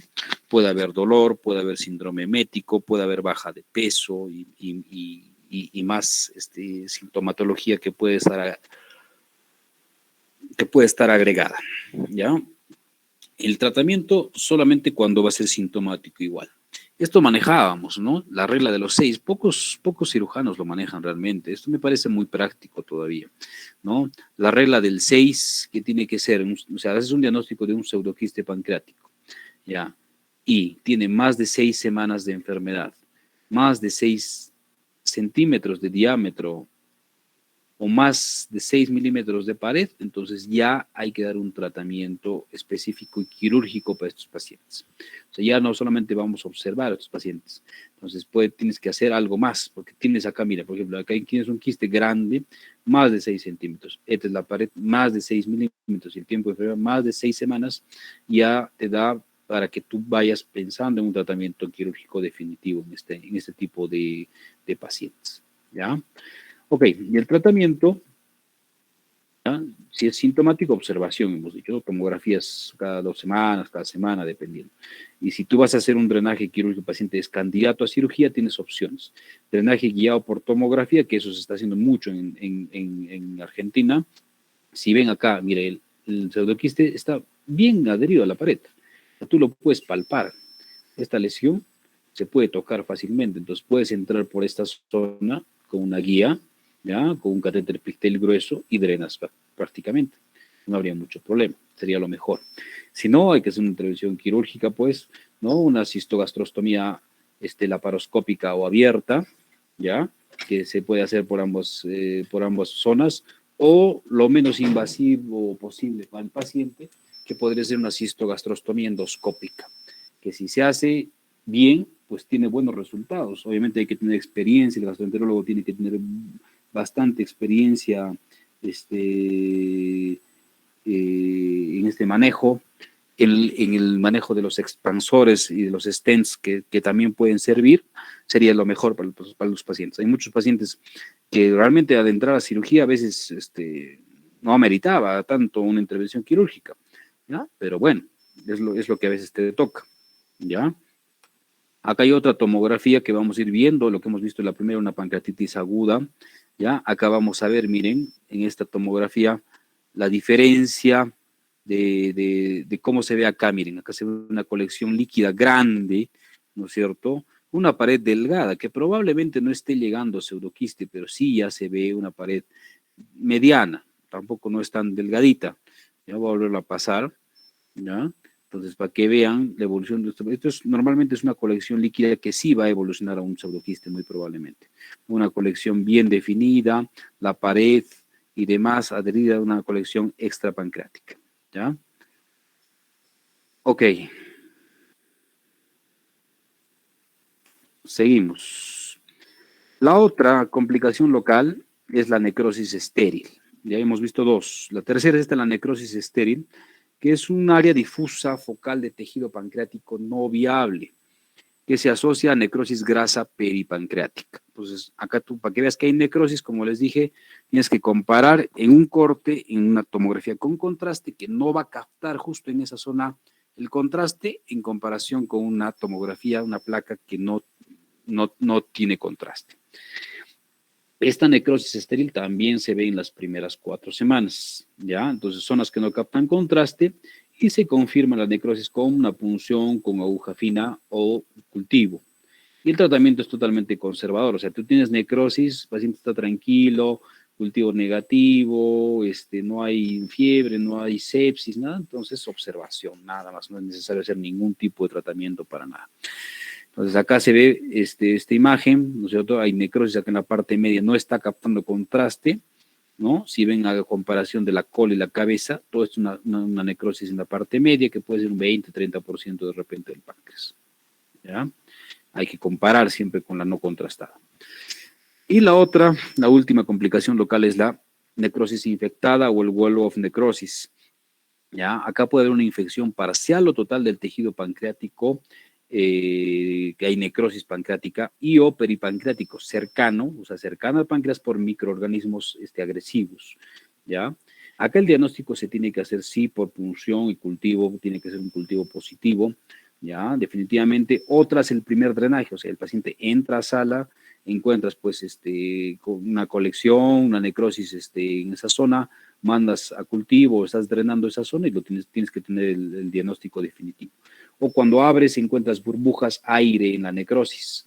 Entonces estás llegando a la celda pancreática y pum, sale como aire, como gas en esa zona, burbujas en esa zona, ¿no? Entonces es muy probablemente una necrosis infectada. Y acá sí el tratamiento conservador no es suficiente, hay que dar tratamientos agresivos, hay que ser bien agresivos en una necrosis infectada.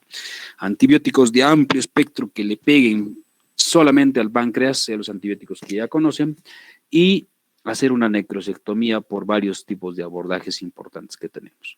Entonces acá tú tienes, por ejemplo, mucha terminología, muchos artículos que hablan, por ejemplo, de necrosectomía percutánea, ¿no es cierto?, en la necrosis pancreática organizada, necrosis pancreática infectada, tratamiento sin necrosectomía, ¿no?, que te dicen que puedes hacer por manejo percutáneo, también está dado. O sea, si tienes un buen manejo de este tipo de terapias, te puede ayudar parcialmente, pero realmente a la larga, a veces la necrosis no se resuelve del todo. Puede ser un drenaje de un 60-70% y el otro 30% que te está quedando, de repente no va a ir bien con los antibióticos. Entonces el tratamiento quirúrgico casi siempre se da en la mayoría de los casos, ¿ya? Entonces, este es el cuadrito de las complicaciones locales, ¿ya? Entonces ves, la primera se ve en la pancreatitis edematosa y la segunda en la pancreatitis necrosada. Entonces, tienes la colección líquida peripancreática antes de las 4 semanas y después de las 4 semanas el pseudoquiste pancreático. Y en la parte de abajo, la necrosis pancreática aguda no infectada antes de las 4 semanas y después de las 4 semanas el wall of necrosis, cuando ya se veía mucho más definido. Entonces, ¿cuándo hacer una punción con aguja fina o aspiración? Cuando hay alta sospecha de pancreatitis necrosada infectada, ¿ya? Y la punción con tomografía no es posible, ¿ya? Entonces, ¿cuándo? ¿Cuándo haces? Cuando el paciente está en mal estado general, ¿no es cierto? El paciente está empeorando, a veces una sepsis, una falla multiorgánica persistente, leucocitosis muy altas, persistentes de fiebre, el paciente está en mal estado general por más de 48 horas, o la condición general del paciente desde el ingreso pues ha decaído, ¿no? Entonces ves tu paciente, ves que está empeorando rápidamente, precozmente, entonces hay que hacer probablemente una punción o hacer una tomografía ya para definir el cuadro de estos pacientes. Entonces, tienes una necrosis infectada, el paciente también puede hacerse una necrosectomía endoscópica, se ha hecho un par de veces, ¿no? En Lima tengo un muy buen amigo gastro que maneja mucho esto, que maneja muy bien con prótesis, stents y drenajes, o hacer necrosectomías o cistogastrostomías también endoscópicas, ¿no? Es interesante, si se puede, pero si no, hay que hacer la cirugía, ¿no? Necrosectomía laparoscópica, necrosectomía abierta vía anterior por laparotomía, o el otro abordaje que les decía, la necrosectomía por lumbotomía, por la parte posterior. Entonces, acá tú puedes hacer todo el tratamiento necesario y dejar drenajes. O sea, la base después de hacer la necrosectomía es el tipo de drenaje que tú vas a manejar. Ya hay algunos colegas que manejan diferente, no están tan, digamos, normados para ese tipo de manejo, y tienes que hacer un drenaje abierto o un drenaje cerrado.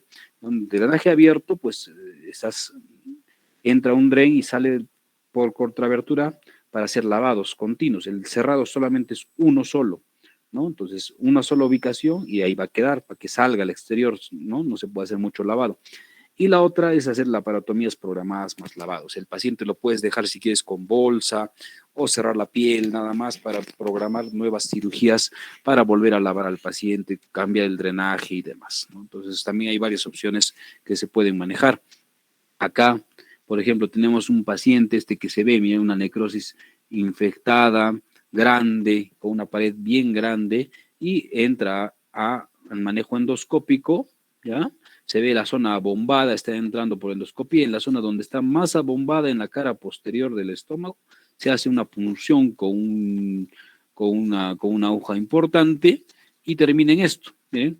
El gastro lo está aspirando, sale líquido chocolatado, hay sobreinfección, se manda a cultivo y se coloca esto, ¿no? Un stent autoexpandible que va a comunicar la pared posterior del estómago con el páncreas. Después de hacer la limpieza, necrosectomía y este cultivo, pues se hace con una comunicación, o sea, una cisto, ¿ya? Gastrostomía, puede ser, ¿no? Entonces, comunicas la pared posterior del estómago con la cavidad de la necrosis del páncreas y esto sirve a manera de drenaje. Entonces, todo lo que está en el páncreas va a entrar al estómago y va a seguir un trayecto en la parte digestiva, ¿ya?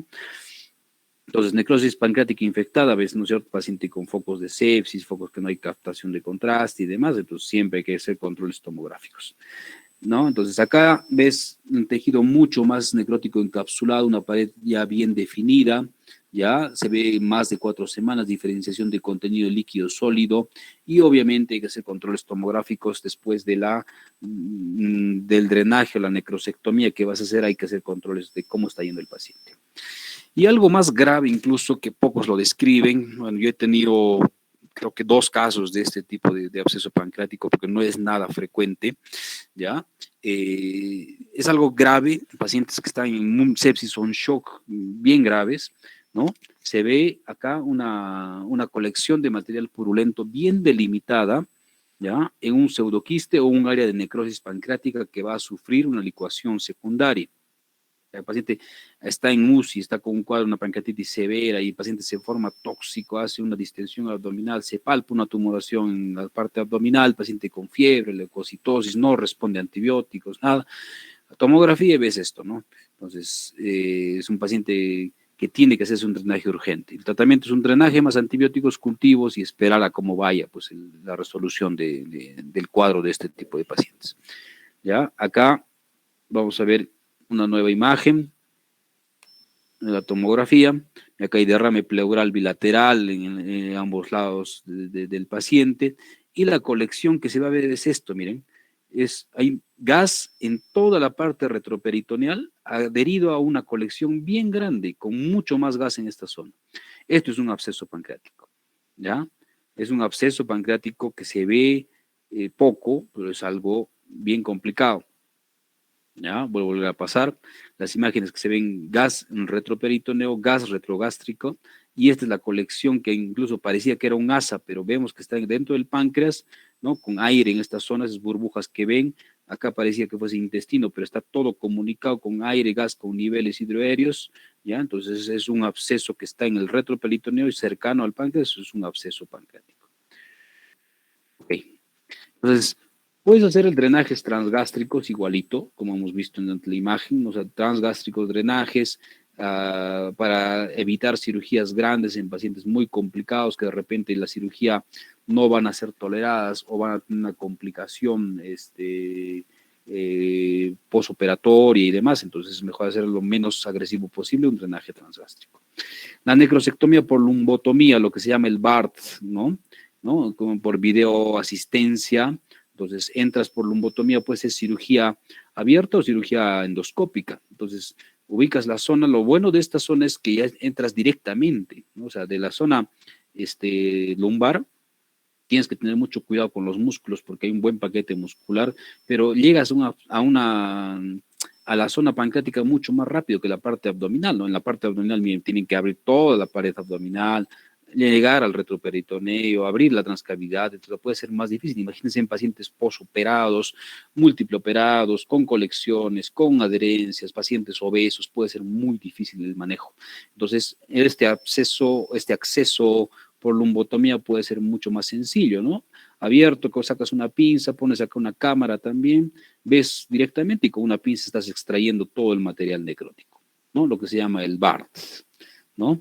Que puede ser algo sencillo, con una pinza, dos pinzas, para hacer la necrosectomía, ¿no? Y luego colocas un drenaje en esa zona, ves acá que ya nos está quedando mucha zona necrosada y el paciente puede ir bien, ¿no? Puede ir de mejor manera y estar tranquilo con resultados óptimos para el paciente, ¿ya?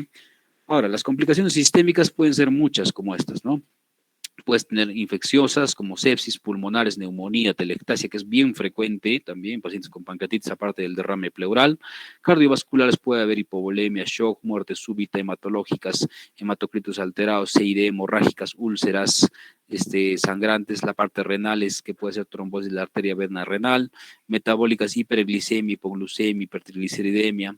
En el sistema nervioso central, psicosis, abstinencia de alcohol, necrosis grasa, puede dar necrosis de tejido subcutáneo o cualquier falla de órgano, las que hemos revisado ya anteriormente, también puede dar una complicación sistémica. Entonces, ante una aparición de una falla de órgano, tú tienes dos formas de manejar, que sea una clasificación temprana, que es entre los primeros 7 días, que normalmente es algo grave. Los pacientes cuando hacen un debut, una pancreatitis grave con falla de órgano temprana, ¿no es cierto? Al primer, segundo día, ¿no? Puede ser algo con mucha mortalidad. Fulminante entre el primer y el tercer día, 90% de mortalidad, imagínense, muy alto. Y subfulminante 4 a 7 días después, 73% de mortalidad. Y en las tardías ya es menos la mortalidad, ¿no? O sea, una falla de órgano que te aparezca al octavo, noveno, décimo día, ya es 30% de mortalidad para menos. Entonces, una falla de órgano, cuanto más precoz, va a ser más mortal en un paciente con pancreatitis aguda. Entonces, ya esto hemos visto que puedes tener una pancreatitis intersticial en un porcentaje alto, felizmente 85%, y la necrotizante en menos porcentaje. De la intersticial, pues vas a ver si tienes falla de órgano transitoria o no, si va a haber una resolución a colección líquida o pseudoquistes, si se va a resolver o no. Cuando tienes una pancreatitis necrotizante, ya si vas a tener, ¿no es cierto?, una pancreatitis leve, moderada o severa, pero igual puedes tener persistencia, puede ir a necrosis estéril, que es un porcentaje bajo, o a necrosis sobreinfectada, que ya tiene un porcentaje un poquito más alto. Y para ver si va a ir o no una pancreatitis necrotizante encapsulada, como es el wall of necrosis o hacia absceso en la evolución de las semanas de enfermedad. Entonces, tenemos ya para el tratamiento de una pancreatitis los 4 pilares importantísimos, ¿no? Tenemos la hidratación, que es lo más importante en la parte inicial del paciente con diagnóstico de pancreatitis, buena analgesia, buena nutrición posterior y el monitoreo. Entonces, esos son los 4 pilares de tratamiento para un paciente con pancreatitis. Entonces, el primero, tenemos la hidratación, que la hidratación tiene que ser enérgica al ingreso. Normalmente nosotros usamos ¿cuánto? 30 ml por kilo peso. Acá en la pancreatitis, miren, usamos casi el doble o más de cristaloides. 50, 70 ml por kilo peso las primeras 24, o sea, 4 frascos prácticamente de cloruro de hidratación, teniendo obviamente cuidado con pacientes en edades extremas, ¿no es cierto? Muy ancianos, pacientes que tienen problema pulmonar o encharcamiento previo, hay que tener un poquito de cuidado. Después del primer día de la hidratación, ya usamos ya podemos usar la combinación de cloruro, ¿no? 2 frascos con una dextrosa, un frasco, o sea, ya le vas bajando, ¿ya? El primer día sí, una hidratación bien enérgica, ¿ya? Y no vamos a usar dextrosa solamente porque se va al intracelular y da una diuresis osmótica. Entonces vas regulando hasta que el paciente vaya tolerando la vía oral. Porque hay pacientes que el primer día, ¿ya?, obviamente no van a tolerar nada de líquidos. El segundo ya están con un poquito de sed, pero vas a ir viendo si le vas a dar o no. Y al tercer día ya sí le empiezas la tolerancia oral, dieta líquida, y con eso ya le vas bajando el volumen de hidratación, pero viendo obviamente el flujo urinario del paciente, que esté con buen flujo urinario, que no es cierto, que no tenga problemas de oliguria, anuria, que hacen, la mayoría de los pacientes te hacen alteración renal en pancreatitis. La analgesia, hay que dar adecuada analgesia para calmar el dolor, ¿no? Obviamente va a depender del umbral de dolor de cada paciente. Normalmente usamos pues AINES, metamizol 2 gramos cada 8 o ketoprofeno 100 cada 8. Podemos usar opioides, petidina usábamos bastante en Lima, pero lastimosamente no está dado en todos los hospitales. Era un muy buen analgésico central. 100 miligramos cada 6 horas. Usamos a veces acá el tramadol, si el paciente no tiene náuseas, no está vomitando, no hace ilio, le podemos agregar al metamizol tramadol o meperidina. La morfina está contraindicada porque hace espasmo del esfínter de Oddi. Y el fentanilo en casos ya, pues ya el paciente no tolera el dolor, ¿no? Le haces interconsulta al anestesiólogo, le coloca su bomba de fentanilo, ¿no? Incluso algunos les colocan parches o haces manejo de anestesia raquídea, ¿ya? En casos extremos, no es lo común. El tercero, la parte de la nutrición, ¿no? Hay que alimentar precozmente para evitar la atrofia de velocidades.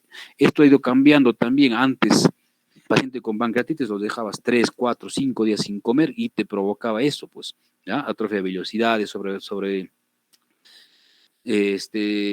crecimiento bacteriano, sobre infecciones y demás. Entonces ahora, mientras más precozmente el paciente puede tolerar la dieta, es mucho mejor, ¿ya? Y obviamente la mejor vía es la vía enteral. El paciente tolera, prefería darle otro tipo de vías, es mucho mejor.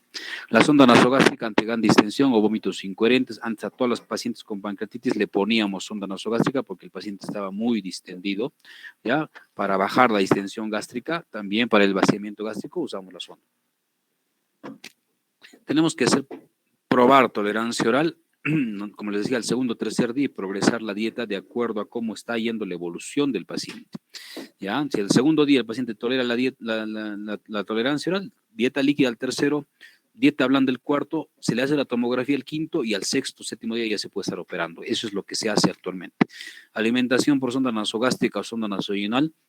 En todos los pacientes que tienen una pancreatitis grave o crítica, eso está dado por el consenso entre cirugía y gastro. Todos los pacientes tienen que tener una sonda nasogástrica para alimentar y ver cómo va la evolución de estos pacientes. Entonces, la nutrición enteral temprana va a mejorar el desarrollo clínico de la enfermedad, va a reducir el riesgo de infección, la falla de órgano, la hiperglicemia, muerte y acortando la estancia hospitalaria, obviamente, porque si el paciente está con más sondas más tiempo, pues la estancia hospitalaria es mucho más larga. Y el último paso importante de tratamiento es el monitoreo. Obviamente, todo paciente tiene que tener un buen monitoreo de funciones vitales, tiene que tener una buena diuresis, ya, ante posibles descompensación, ver la presión intraabdominal para que no nos hagan hipertensión intraabdominal. Y el paciente se mantiene en emergencia, va a piso o UCI, eso es lo que tienes que definir después del segundo día de estancia hospitalaria. Si va a requerir más manejo en emergencia, si ya puede ir a piso o va a requerir cuidados intensivos también. Otros tips que tenemos que tener en cuenta, los antibióticos, hemos dicho, solamente en casos de necrosis infectada o abscesos vas a usar los antibióticos que van hacia la parte pancreática, que son los carbapenémicos, imipenem o meropenem, son los que mejor llegan a la parte pancreática, ¿ya? O antibióticos agregados también en casos de, por ejemplo, pancreatitis con una colecistitis, tienes que darle antibióticos. Pancreatitis con colangitis agregado, también le tienes que dar antibióticos, no por la pancreatitis, sino por el otro cuadro. Y el manejo de las complicaciones, pues obviamente la emesis, alteración hidroelectrolítica, anemia, sangrado y todo lo demás se tiene que manejar en ese momento de la hospitalización. Y el tratamiento quirúrgico, pues se hace dependiendo al cuadro. Por ejemplo, tienes una pancreatitis con una colecistitis severa, tienes que entrar a operar y sacar la vesícula de inmediato, porque si no se va a morir por la colecistitis severa. O una pancreatitis más una colangitis severa, igualito, tienes que ir a drenar la vía biliar, listo, la pancreatitis la dejas ahí en segundo plano. Entonces, una pancreatitis más cualquier entidad que va a requerir una intervención precoz, tienes que entrar a sala. Si en la hospitalización te hace una apendicitis, obviamente es diferente, tienes que entrar. Te hace una obstrucción, tienes que entrar. O sea, dependiendo de lo que tú veas en ese momento, tienes que dar prioridad al cuadro más grave de lo que te puede pasar en ese momento. ¿Ya? Entonces, este tema de pancreatitis aguda decía, por ejemplo, hace tiempo, ¿no? El profesor Huber, la cirugía no beneficia a los pacientes con pancreatitis aguda y la mortalidad no puede ser prevenida por la intromisión quirúrgica. O sea, por más que esperes mucho tiempo a no operar al paciente, pero si tiene algo grave, probablemente se va a complicar. O igual, si entras a sala, también se puede complicar. O sea, es algo que no está definido, depende de cada tipo de paciente. ¿Ya? Y en cuanto entonces a general, a repetir lo mismo lo que estamos hablando, las recomendaciones, ¿ya? Tienes uno, la hidratación agresiva, ¿no? Hemos dicho 70 ml por kilo peso 24 horas o 250, 500 ml las primeras horas, ¿ya? En pacientes, salvo que tengan problemas renales, cardiovasculares, esta hidratación tiene que ser bien agresiva las 12, 24 primeras horas. Después puede usar zinc y lactato también, lo que nosotros usamos más es el cloruro de sodio, y el requerimiento de líquidos, electrolitos, lo que tienes que variar, lo tienes que corregir. Los pacientes con pancreatitis aguda más colangitis pueden ir a CEPRE en 24 horas de ingreso. Si ustedes recuerdan, que hemos dicho paciente con pancreatitis, pues tú vas a ir a hacerle una CEPRE, pues no es lo recomendado, ¿no? Entonces, si tienes, pero sí una pancreatitis con una colangitis que ves que lo puede complicar este paciente, entonces la CEPRE sí puede ayudar al tema de la colangitis más que la pancreatitis. De repente la pancreatitis se puede incluso intensificar, pero eso hay que ver, valorar si es que el otro cuadro es más severo, hay que verlo. Entonces, una CEPRE temprana no va a ser necesariamente indicada en todos los pacientes con pancreatitis. Y en ausencia de colangitis, pues hay que ver que la CEPRE aún puedes esperar un tiempo, ¿no es cierto? Entonces, todo eso tenemos que tener en cuenta. ¿Ya? Y la cantidad de AINES que vas a usar para pancreatitis severa también, hay que ver si tienes en pacientes con alto riesgo o no. En cuanto a los antibióticos, ya hemos dicho, solamente pacientes van a tener tratamiento antibiótico pancreatitis con otros problemas agregados, ¿no? Sobre infecciones agregadas, ¿ya? Y demás. Si no, no se usa los antibióticos de manera rutinaria. En necrosis estéril tampoco, en pseudoquistes no, en colecciones líquidas tampoco, ¿no? Si tienes que usar antibióticos, tienes que usar, hemos dicho, los carbapendémicos 7 a 10 días como mínimo y esperar un cultivo negativo, ¿ya? Si tienes pacientes con abscesos pancreáticos, necrosis sobreinfectadas, probablemente el tiempo sea mucho más largo. En la alimentación hemos dicho no dar la alimentación de inmediato, pero sí ya cuando no hay náuseas o vómitos o menos dolor abdominal, distensión, le damos la vía enteral. Y la cirugía en pacientes con pancreatitis leve, obviamente la etiología de los cálculos biliares en la vesícula biliar, se tiene que hacer una colecistectomía, ¿no? Antes del alta para evitar de que se repita un nuevo episodio de pancreatitis aguda, que eso es lo que mejor va en este tipo de pacientes. Ya hemos dicho, en pacientes con pseudoquitis asintomáticos o necrosis estéril, se hace solamente observación y nada más. En pacientes con necrosis infectada, el tratamiento quirúrgico, endoscópico, radiológico, esta es la clave, que tenemos que retrasar lo más posible, el mayor tiempo posible, más de 4 semanas posible. Si tu paciente haces un diagnóstico de una necrosis infectada, ¿ya? O te hace, por ejemplo, un pseudoquiste sobreinfectado. Mientras más tiempo lo estabilices a tu paciente, esperes a que esa pared sea mucho más gruesa, de más tratamiento de antibióticos, hospitalización, monitoreo, va a ir mejor el paciente. ¿Ya? Mientras más tiempo esperes a la resolución quirúrgica, es mucho mejor el pronóstico de tus pacientes.